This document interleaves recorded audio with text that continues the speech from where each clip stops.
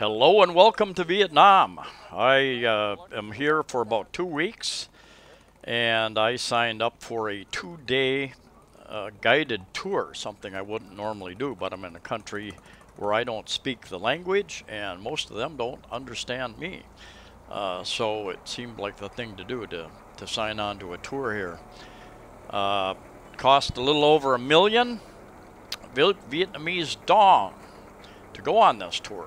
2 days included all the transportation, included a night at I think probably a 2-star hotel, number of meals along the way, and anyway, this video is about the floating village down here ways. We actually did it the second day. There are lots of friendly people on here from Germany, France, and Australia, and myself. I think these markets actually start 3 or 4 in the morning.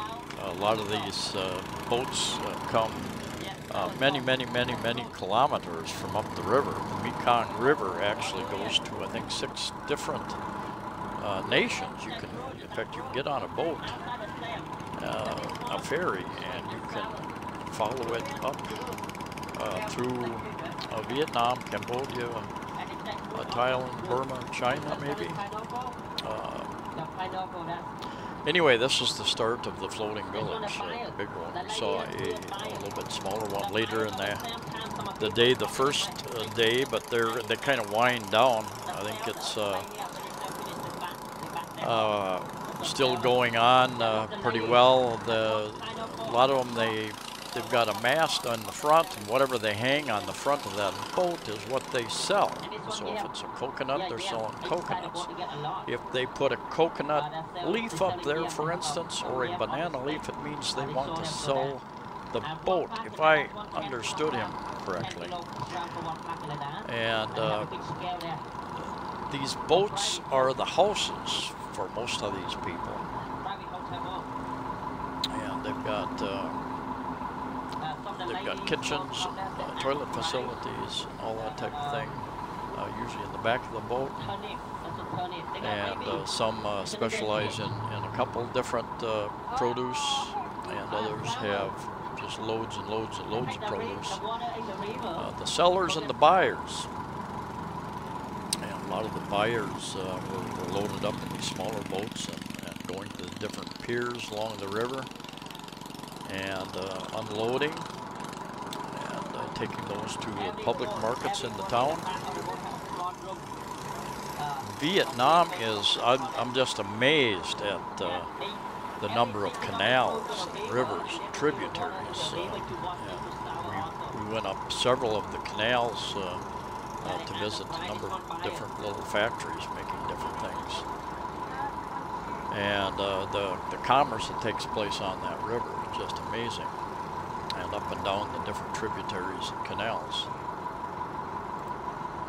This 2-day tour cost me $1,050,000 Vietnamese dong, which is about 45 US dollars, at about 23,300 Vietnamese dong per 1 US dollar.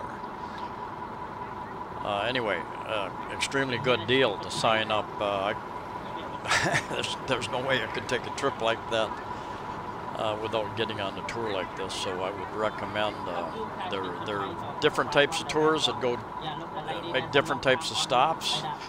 I actually stayed at a hotel in Ho Chi Minh City, Saigon, called Walkabout, owned by an Australian that I met in the Philippines actually, and they're set up with a tour operator called Kim Travel.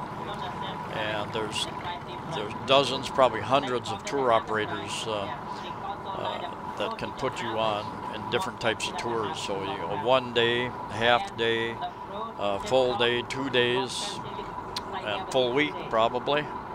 The tour bus picked us up I think at 3 or 4 different hotels and picked me up about 7:45 in the morning, and then it was I believe about a 2.5 hour trip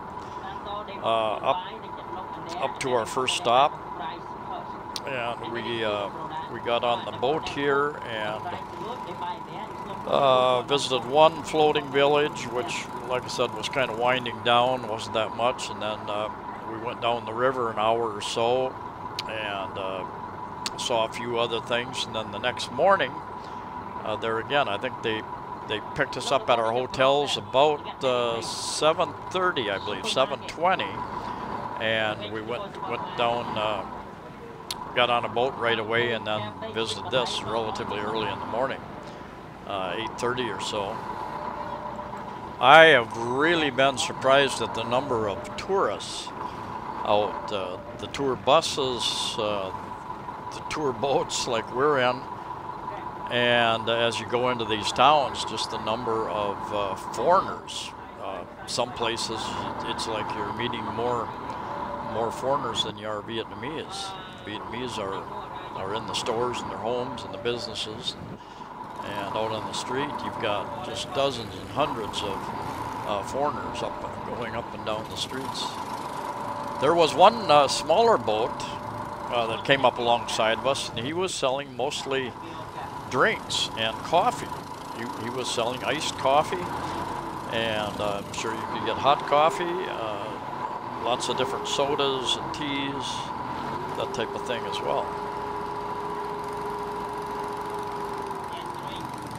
The Mekong River and Delta area, it is a transportation area for sure, and I think the rules of the sea and rivers are that the smaller craft had better yield to the bigger craft, because the larger craft has a hard time maneuvering, stopping, changing direction. It takes quite some time to do that.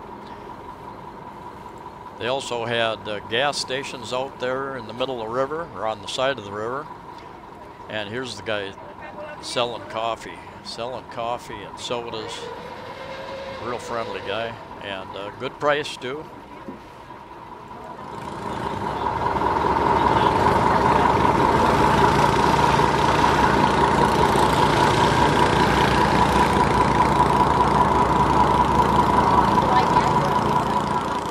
We made about 3 passes around the outside of this market area, and they understand we're tourists, and there are many other tour boats there as well.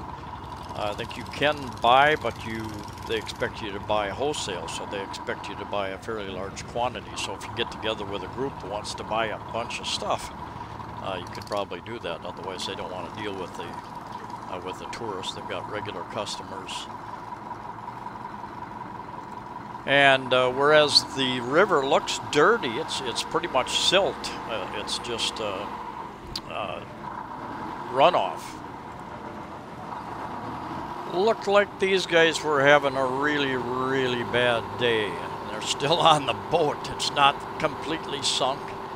They're still on the boat there. Looks like they were getting ready to load lumber, maybe. To the floating market. 20 minutes from here to floating market. That's one the hotel boat.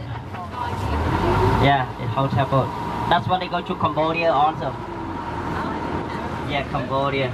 Yeah. And Yeah, that's the hotel. the restaurant boat, like that's one.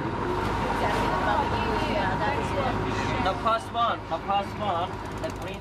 These tour boats seem to be pretty well regulated, seem to be in pretty good shape. I've seen some tourists on much smaller boats. In fact, when I showed up in this little town, I was wandering around by the piers, and I had a number of people approach me and ask me if I wanted to sign up for to go see the floating market in the morning. And so you sign up for one of those. You're not sure